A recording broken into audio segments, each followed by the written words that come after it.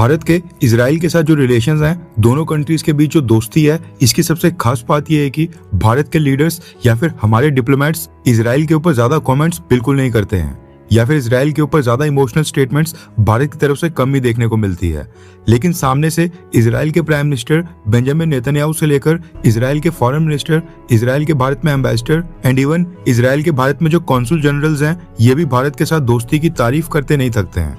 और जो भारत के लोगों से इजराइल और जीव्स को सपोर्ट मिलता है, इजरायलीज हमेशा उसके लिए भारत का आभार व्यक्त करते रहते हैं। आज भी ऐसा कुछ हुआ है और इजराइल के प्राइम मिनिस्टर बेंजामिन नेतन्याहू ने भारत के साथ दोस्ती के ऊपर ऐसी स्टेटमेंट दी है जो पूरी दुनिया में वायरल हो रही है। इसके अलावा यूनाइटेड नेशंस के साथ रिलेशंस क्यों खत्म किए गए, रशिया ने भारत सरकार से अब कौन सी रिक्वेस्ट की है जिसको मानना हमारे लिए काफी मुश्किल है, और रशिया के कारण पाकिस्तान के ऊपर कौन से हमले स्टार्ट होने वाले हैं। इसके अलावा भी काफी सारी इंपॉर्टेंट अपडेट्स आ रही हैं जो आपको मेन स्ट्रीम के न्यूज चैनल्स के ऊपर देखने को नहीं मिलेंगी। हमने छांट कर आपके लिए सबसे इंपॉर्टेंट न्यूज कवर की है, इसलिए वीडियो को एंड तक देखिएगा। सबसे पहले बात करते हैं भारत और अमेरिका के बारे में।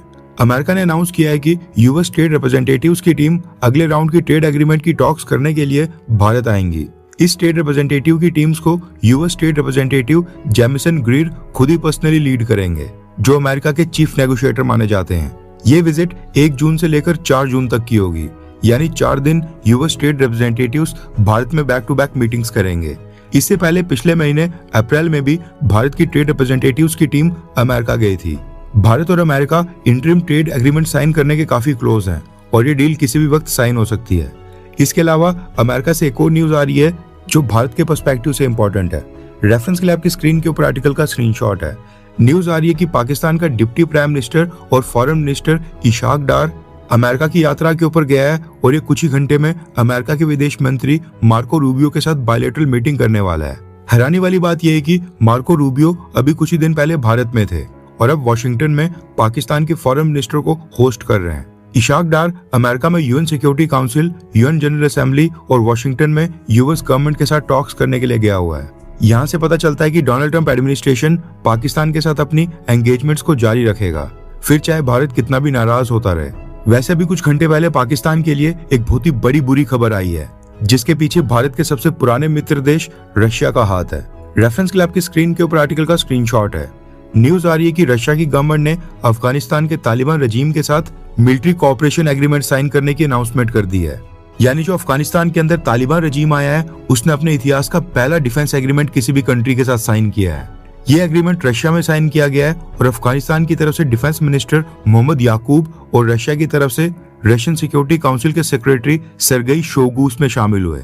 इस एग्रीमेंट में defence equipment support, training and technical collaboration के क्लाउजेज हैं। इसका मतलब है कि रशिया अब अफगानिस्तान और तालिबान रजीम को हथियार, वेपन्स और एमुनिशन सप्लाई करेगा, उनकी ट्रेनिंग में मदद करेगा या ज्वाइंट ट्रेनिंग होगी। और टेक्निकल कोलैबोरेशन का मतलब है रशिया तालिबान रजीम को इंजीनियरिंग, मेंटेनेंस और ग्राउंड लेवल सपोर्ट भी प्रोवाइड करेगा। अफगानिस्तान की सेना और तालिबान फोर्सेस के पास अभी भी बड़ी संख्या में पुराने सोवियत एरा के रशियन मेड मिलिट्री इक्विपमेंट है, जैसे कि मी-17 हेलीकॉप्टर, क्लाशनिकोव राइफल्स और पुराने आर्मर्ड व्हीकल्स। रशिया अपने इंजीनियर्स और टेक्निकल टीम्स को अफगानिस्तान भेज सकता है या फिर काबुल में रिपेयर फैसिलिटी भी सेटअप करने में मदद कर सकता है, ताकि इन हथियारों और चॉपर की फ्लीट्स को वापस से ठीक कर एक्टिव किया जा सके। इसके अलावा रशिया अफगानिस्तान और तालिबान फोर्सेस को हथियारों के स्पेयर पार्ट्स और अपग्रेडेड सिस्टम भी प्रोवाइड करेगा। साथ में बेसिक डिफेंस इक्विपमेंट और एमुनिशंस बनाने के लिए ट्रेनिंग, ब्लूप्रिंट और लाइसेंस भी प्रोवाइड किए जाएंगे।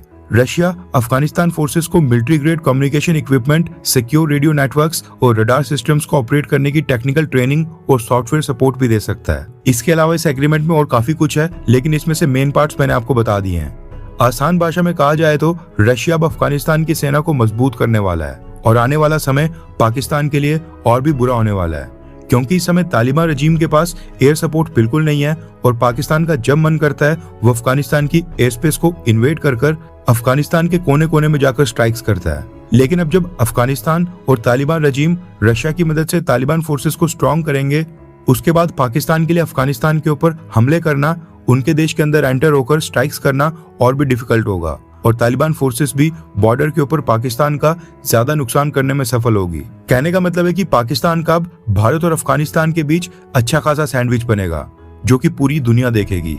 एक और बात आपको बता दूं कि अब तक केवल रशिया ही एक अकेला देश है जिसने अफगानिस्तान में तालिबान रजीम को मान्यता दी है, इसलिए उसने ये अफगानिस्तान के साथ ये डिफेंस एग्रीमेंट साइन किया है, जिसको देखकर ऐसा लग रहा है कि पाकिस्तान आर्मी के वाकई में बहुत ही बुरे दिन आने वाले हैं।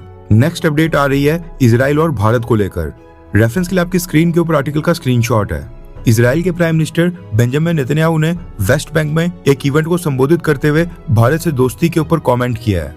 बेंजामिन नेतन्याहू ने कहा है कि दुनिया के कई हिस्सों और बड़े देशों में गाजा कॉन्फ्लिक्ट को लेकर इजराइल को जो आलोचना झेलनी पड़ रही है वैसा भारत के केस में नहीं होता है। दुनिया के बड़े हिस्से में इजराइल आज की डेट में डीलेजिटिमाइजेशन फेस कर रहा है, यानी इजराइल के अस्तित्व और हमारे एक्शंस को गलत माना जाता है और हमें इंटरनेशनल स्टेज के ऊपर अकेले यानी आइसोलेट करने की कोशिश की जाती है। मगर भारत में ऐसा नहीं है। भारत में इजराइल के लिए एक बिल्कुल अलग तरह का क्रेजी यानी दीवाना वाला प्यार है। सच में क्रेजी है। मुझे लगता है कि मेरे पास किसी भी और जगह के मुकाबले भारत से सबसे ज्यादा फॉलोअर्स हैं। भारत के लोग इजराइल को सबसे ज्यादा पसंद करते हैं, ये कहना है Israeli prime minister Benjamin Netanyahu का। इनके अकॉर्डिंग दुनिया में सबसे ज्यादा इजराइल को सपोर्ट भारत से ही मिलता है। बाकी दुनिया का इजराइल को सपोर्ट बेशक खत्म हो जाए, लेकिन भारत का सपोर्ट इजराइल को कभी खत्म नहीं होगा, ऐसा इनका मानना है। इसके साथ ही इसी इवेंट में बेंजामिन नेतन्याहू ने जानकारी दी है कि इजराइल ने गाजा के 60% हिस्से के ऊपर अपना कंट्रोल स्थापित कर लिया है और उन्होंने कहा कि मैंने अपनी सेना को आदेश दिए हैं कि उसको 70% तक लिया जाए, यानी कि 70% गाजा को इजराइल अपने हिस्से में लेकर खुद उसके ऊपर कंट्रोल करेगा। इसके साथ ही न्यूज आ रही है कि पिछले कल इजराइल ने यूनाइटेड नेशंस के चीफ एंटोनियो गुटेरेस और यूनाइटेड नेशंस के चीफ ऑफिस के साथ सारे डिप्लोमेटिक रिलेशंस और एंगेजमेंट्स फ्रीज करने की अनाउंसमेंट कर दी है, यानी इजराइल अब यूनाइटेड नेशन चीफ के ऑफिस के साथ कोई भी एंगेजमेंट नहीं करेगा। मसला ये था कि यूनाइटेड नेशंस ने इजराइल को conflict related sexual violence blacklist में डालने की अनाउंसमेंट की है, यानी कि इजराइल के ऊपर आरोप है कि इजराइल की सिक्योरिटी फोर्सेस और इजरायली प्रिजन गार्ड्स ने कॉन्फ्लिक्ट जोन्स, जेलों और डिटेंशन कैंप्स में वहां पर बंद फलस्तीनियन कैदियों के साथ रेप, सेक्सुअल हरासमेंट और यौन हिंसा यानी सेक्सुअल वायलेंस की है, ऐसा यूनाइटेड नेशंस मानता है। ये सब United nation security general Antonio Guterres की डायरेक्शन के ऊपर हुआ है, इसलिए इजराइल ने अब यूनाइटेड नेशन चीफ ऑफिस के साथ सारे रिलेशंस को फ्रीज कर दिया है। यानी इसका मतलब है कि इजराइल अब यूएन सेक्रेटरी जनरल ऑफिस के साथ कोई भी बातचीत नहीं करेगा, न ही इनको अपनी टेरिटरी के ऊपर कोई भी एक्टिविटी कंडक्ट करने देगा। इजराइल ने कहा है कि इस लिस्ट में हमास के साथ उनको शामिल करना ये बहुत ही शर्मनाक है और बहुत ही बेहुदा है, और ये मूव यूनाइटेड नेशंस की असली सच्चाई का एक और सबूत है। यूनाइटेड नेशंस एक ऐसी पॉलिटिसाइज्ड और करप्ट संस्था है जो अपने मूल सिद्धांतों को भी भूल चुकी है और सिस्टमैटिक तरीके से एक प्लान के तहत सिर्फ इजराइल को अपना निशाना बना रही है, ये कहना है इजराइल का। नेक्स्ट अपडेट आ रही है रशिया और भारत के बारे में। जैसा कि आपको पता होगा कि भारत से जो स्टूडेंट्स स्टडी वीजा के ऊपर फॉरेन कंट्रीज में डिग्री करने के लिए जाते हैं, उनमें से कई सारे स्टूडेंट्स रशिया भी जाते हैं, खासकर मेडिकल डिग्रीज और एमबीबीएस वाले स्टूडेंट्स। रशिया की गवर्नमेंट इंटरनेशनल स्टूडेंट से ह्यूज अमाउंट में रेवेन्यू जनरेट करती है और आज भी लगभग 3 लाख इंटरनेशनल स्टूडेंट्स रशिया में स्टडी वीजा के ऊपर आए हुए हैं, और ये सारे इंटरनेशनल स्टूडेंट्स कई बिलियन डॉलर्स फीस के रूप में रशिया की यूनिवर्सिटीज को पे करते हैं। जब ये लाखों स्टूडेंट रशिया के अलग अलग शहरों में जाकर वहां पर रहकर रेंट, खाने पीने, ट्रांसपोर्टेशन, मेडिकल इंश्योरेंस और डेली एक्सपेंसेस के ऊपर खर्च करते हैं, तो इससे रशिया के लोकल बिजनेसेस को भी काफी मदद मिलती है। फॉरेन करेंसी का भी इनफ्लो बढ़ता है, जिससे रशियन इकोनॉमी को डायरेक्ट बूस्ट मिलता है। इसीलिए रशिया हमेशा कोशिश करता है कि भारत से ज्यादा स्टूडेंट्स स्टडी वीजा के ऊपर रशिया आएं। इन स्टूडेंट्स को अट्रैक्ट करने के लिए रशिया की जो भारत में एम्बेसी है वो कई सारे इवेंट को होस्ट करती है, जिनमें से एक इवेंट है रशिया इंडिया एजुकेशन समिट। इसका 2nd एडिशन न्यू दिल्ली में हुआ है, जिसमें रशिया की तकरीबन 100 से ज्यादा भी टॉप यूनिवर्सिटीज, मेडिकल, इंजीनियरिंग और टेक्निकल यूनिवर्सिटीज के चांसलर्स और रिप्रेजेंटेटिव्स इंडिया आकर इसमें शामिल हुए थे। ये सब भारत के स्टूडेंट्स को अट्रैक्ट करने के लिए भारत के बड़े बड़े एजुकेशनल इंस्टीट्यूट्स, स्कूल्स और भारत सरकार के रिप्रेजेंटेटिव्स के साथ मिलते हैं। यानी आसान भाषा में बोलें तो रशियन कॉलेज और रशियन यूनिवर्सिटीज के रिप्रेजेंटेटिव्स भारत आकर ज्यादा से ज्यादा भारतीय स्टूडेंट्स को एनरोल करने की कोशिश करते हैं। अब हुआ क्या कि रशिया के जो भारत में एम्बेसडर हैं, इन्होंने रशिया इंडिया एजुकेशन समिट को संबोधित करते हुए जानकारी दी है कि रशिया ने भारत को mutual recognition of degrees and qualification का एक प्रपोजल दिया है, और ये चाहते हैं कि भारत और रशिया ये म्यूचुअल रिकॉग्निशन ऑफ क्वालिफिकेशंस का एग्रीमेंट आपस में साइन कर लें। इससे भारत और रशिया की दोस्ती और मजबूत होगी, ऐसा कहना है रशियन एम्बेसडर का। आसान भाषा में बोलें तो रशिया ने भारत को ये एग्रीमेंट साइन करने की जो रिक्वेस्ट की है, अगर भारत और रशिया इस एग्रीमेंट के ऊपर साइन कर लेते हैं तो फिर रशिया के एजुकेशनल इंस्टीट्यूशंस, रशियन यूनिवर्सिटीज और कॉलेज से मिली हुई डिग्रीज भारत के अंदर पूरी तरह से वैलिड मानी जाएंगी और भारत की डिग्रीज को भी रशिया के अंदर बराबर का दर्जा मिलेगा। इसका सबसे बड़ा फायदा मेडिकल और इंजीनियरिंग स्टूडेंट्स को होगा, क्योंकि अभी जो इंडियन स्टूडेंट्स रशिया से एमबीबीएस करके आते हैं उनको भारत में डायरेक्ट प्रैक्टिस करने नहीं दी जाती है, क्योंकि रशियन डिग्रीज भारत में वैलिड ही नहीं होती हैं। रशिया से एमबीबीएस करके आए स्टूडेंट्स को भारत में प्रैक्टिस करने के लिए पहले यहाँ पर एक स्क्रीनिंग टेस्ट पास करना होता है। ये पास करने के बाद ही रशियन एमबीबीएस डिग्री भारत में वैलिड होती है। लेकिन म्यूचुअल रिकॉग्निशन ऑफ क्वालिफिकेशंस का एग्रीमेंट साइन करने के बाद जो भी स्टूडेंट्स रशिया से एमबीबीएस डिग्री कर भारत आते हैं उनको फिर भारत में कोई भी स्क्रीनिंग टेस्ट नहीं देना होगा और वो डायरेक्टली भारत के अंदर यहाँ पर डिग्री लाकर अपनी मेडिकल प्रैक्टिस स्टार्ट करने के लिए एलिजिबल हो जाएंगे। यानी कोई पेपर पास नहीं करना पड़ेगा, सिर्फ भारत में आकर यहाँ पर वो डॉक्टर की जॉब कर पाएंगे। सेम ऐसी अगर भारत में किसी स्टूडेंट ने यहाँ पर बैचलर्स की डिग्री की है तो वो रशिया में जाकर डायरेक्ट मास्टर्स या पीएचडी डिग्री कर सकता है, जो वो भारत में आकर यहाँ पर वैलिड होगी। और रशिया से जो स्टूडेंट्स ग्रेजुएशन कर भारत आएंगे वो फिर भारत में पोस्ट ग्रेजुएट या यहाँ पर मास्टर्स के लिए एलिजिबल होंगे, क्योंकि फिर तो रशिया की बैचलर्स डिग्री भी भारत में वैलिड मानी जाएगी। अब मसला ये है कि स्टूडेंट्स का पूरा फ्लो सिर्फ भारत से रशिया की तरफ वन साइडेड है और रशियन स्टूडेंट्स ना के बराबर भारत आते हैं। रशिया में इस समय भारत के 40,000 इंटरनेशनल स्टूडेंट्स हैं।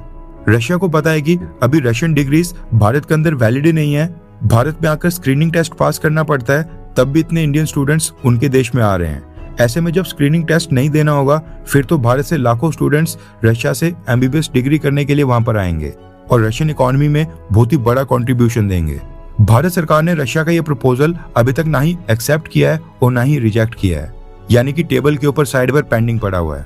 आपको क्या लगता है कि क्या हमको रशिया के साथ ये म्यूचुअल रिकॉग्निशन ऑफ क्वालिफिकेशंस का एग्रीमेंट साइन करना चाहिए, हाँ या फिर ना? नीचे कमेंट कर अपनी राय जरूर बताएं। हर 24 घंटे के अंदर जियोपॉलिटिक्स में बड़े फेरबदलाव और उलटफेर हो रहे हैं और भारत के लिए नए चैलेंजेस आ रहे हैं। कोई देश अपने फैसले से पलट रहा है तो कोई देश ब्लैकमेलिंग के ऊपर उतर आया है। सभी देश एक दूसरे को नीचे लगाने की कोशिश कर रहे हैं। इन सब के बीच हमारा भारत किसी भी देश से पीछे न रह जाए, इसके लिए मोदी सरकार लगातार कोशिशें कर रही है। एंड भारत की foreign policy, defence news, economy और ग्लोबल अफेयर्स का सही एनालिसिस हमारे चैनल इंडियन अफेयर्स का मिशन है और ये मिशन आपके सपोर्ट के बिना अधूरा है। इंडियन अफेयर्स हिंदी के ऊपर हम सभी फैक्ट्स और डेटा बिल्कुल सरल भाषा में एनालाइज करते हैं बिना किसी एजेंडा के। अगर आप चाहते हैं कि इंडियन अफेयर्स का सही और ऑथेंटिक एनालिसिस आप तक लगातार पहुंचे तो इस वीडियो को लाइक करें और हमारे चैनल इंडियन अफेयर्स को सब्सक्राइब करके बेल नोटिफिकेशन ऑन करना मत भूलिए। आपका एक लाइक हमारे चैनल को ग्रो करने में काफी मदद करेगा और एक सब्सक्राइब ये सुनिश्चित करेगा कि आप किसी भी इंपॉर्टेंट अपडेट को मिस ना करें। अगर आपने हमारे चैनल को पहले से सब्सक्राइब किया है तो दिल से धन्यवाद। जय हिंद, वंदे मातरम।